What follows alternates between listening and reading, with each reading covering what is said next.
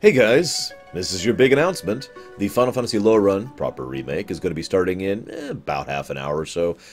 Probably closer to like 20 minutes from when you actually hear this. Pretty soon, in other words. The link to the stream will of course be down below. Now, wanted to cover a couple things. That's the announcement. If that's all you care about, then you're good to go. But as far as a few other things I wanted to discuss, just as an intro to the Lorerun as a whole, and I'll be putting this in the playlist when we get there. First and foremost, we will be cheating on every single game we're going through. It has taken me some time and effort in order to be able to ensure that we have access to cheats for everything, and we do. So we will. Now, I know that's going to draw some ire from some people, and some people are going to be like, wah, or wah, about that. And that's fine. I understand. There are several games, I'd say 2 or 3 of these, that I would prefer not to cheat through. And I'd say well over half of them I don't need to cheat through it. This isn't a problem of difficulty per se, but it's a problem of time. Experience has taught me over and over and over again that when it comes to a Lorerun format, cheating is just the way to go, and I have sworn to myself henceforth that if it was available, I would be cheating in every Lorerun going forward, because it's just better that way. I could discuss all the little differences, but the biggest one is, of course, time. One of the things I've struggled so hard to avoid when it comes to lore runs for myself is avoiding dead time. When there's nothing to talk about, and I'm just waiting to get to the next point in the story, or the next point in the gameplay, or something. And I'm just sitting there playing the game in silence. I hate that, and I've been working against removing that bit by bit. I think with the WoW lore run, we were pretty good about not having dead time. There was a lot to discuss, and I did a lot to streamline that and prep for that. And I think we'll be okay throughout the FF lore run, especially since we're cheating like crazy. There will still probably be some dead time because there's only so much you can say about FF1, for example, but we'll be doing our best. Also, I don't want the lore run to take longer than it already will. We are going through 20 games, guys, and I'm pretty sure the YouTube crowd would lynch me if we didn't keep the Friday series going, so, yeah. Second thing I want to discuss, spoilers. This hasn't come up a lot, but it was questioned, and I do want to at least address this. We will be spoiling during the FF lore run, because it's a lore run. That's kind of, I mean, that's kind of built in. But I also want to say one other thing. I will not be holding myself back from spoiling other FF games if it is relevant to an FF game we're currently playing. This is a made-up example, and I will not actually spoil anything on this announcement video. But let's assume that we find out that Bob is secretly Bobina in FF1, and I personally think that that's relevant for an out-of-character reason or for an in-character reason to FF10's twist about Bobina secretly being Bob. Totally made up examples here. But in that case, I will relate and parallel it to FF10 if I think it is so relevant. Make sense?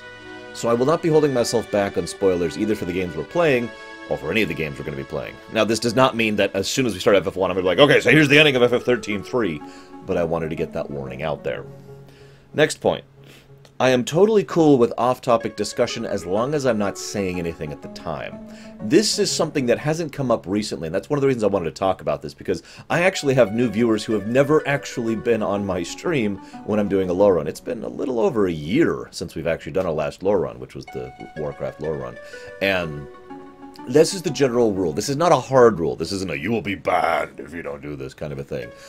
But I do want everyone to have a bit of decorum when it comes to off-topic discussion. If I am in the middle of discussing the history of Onrak and how it's relevant to Final Fantasy I and Dissidia, I want people to, kind of be on topic with that because I'm in the middle of a discussion about it. Make sense?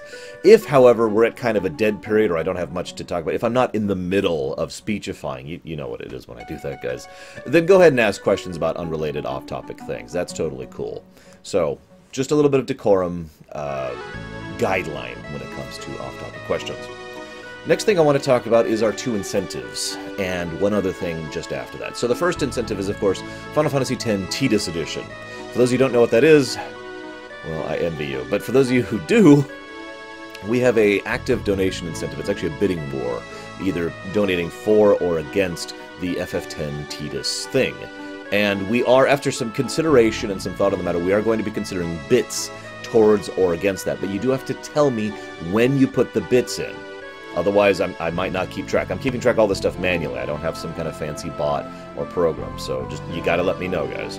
But if you donate in or if you put in a thing for or against, well, have that happen. That will be going pretty much until we finish FF9, because I want that intact when we start FF10. That will be when we cut that off.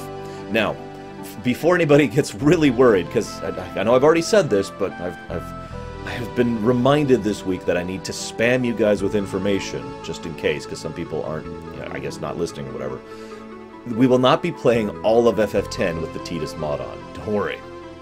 I think, it is my opinion, that that's one of those jokes that eventually gets old, and we don't need to go past that point. I have a pretty good idea in my head of when I would chop it off, assuming it was to go in, but I also admit that depending on how much is donated in, we might let it go past that for a bit. But one way or another, we will definitely not be going past a certain point. There's in my mind, there's one part in FF10's story where I absolutely will not be continuing to have the mod on after that point. That's like the furthest out point.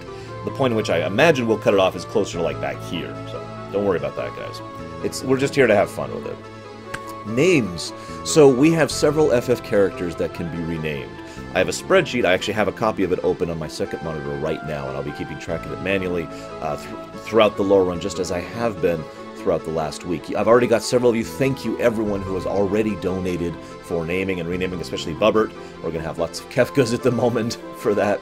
I didn't put that there. That was donated for. They were all blank before that. I'll just for the sake of simplicity, I'll go ahead and put a link to that spreadsheet down below as well. So it'll be right below the Twitch link. And you can go and see that. It's I think it's fairly self-apparent, but just in case it isn't, we've got the number. That's the character of how many characters you are limited to in that game. The characters, the current name that is winning, as in which one is highest, and then their class, if it is applicable. And occasionally I put a couple of notes, like, you know, if you can decide something, or, you know, some variables about character numbers. For example, FF8, you can only put in 7 characters for, you know, a playable character, but 9 for the GFs. I don't know why they vary that up, but whatever. So, that's the other thing. Third thing, we have a couple of choices. After some thought, I think I'll probably just let these be a straw poll, unless anybody actually really feels like donating for them. I don't know.